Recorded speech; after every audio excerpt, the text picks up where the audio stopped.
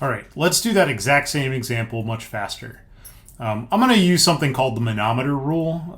It's not, I don't know if anybody else calls this that other than Hibbler, but in Hibbler's book, he explicitly states that a fast way to do these kind of calculations is to start at a point in the fluid where the pressures are to be determined and proceed to add to it the pressures from one vertical fluid interface to the next until you reach the liquid surface at the other end of the manometer.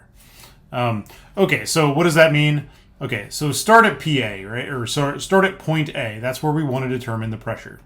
Then add to it the pressure that it would take to get to point C. So that would be gamma times HBC. That'll get you the pressure at C. Then try to subtract from it the pressure it takes to go from D to E. So the pressure lowers when I go higher in a fluid, and so I'll subtract an amount, gamma prime times HDE, and that'll give me the pressure at E. So that's it. We're done. You can invert that to find, basically if I subtract PE from one side of that equation and I move the gammas to the other side of the equation, I will get exactly the same thing that I got in the previous example. And in fact, the whole thing only takes about 5 seconds if you're writing it on paper.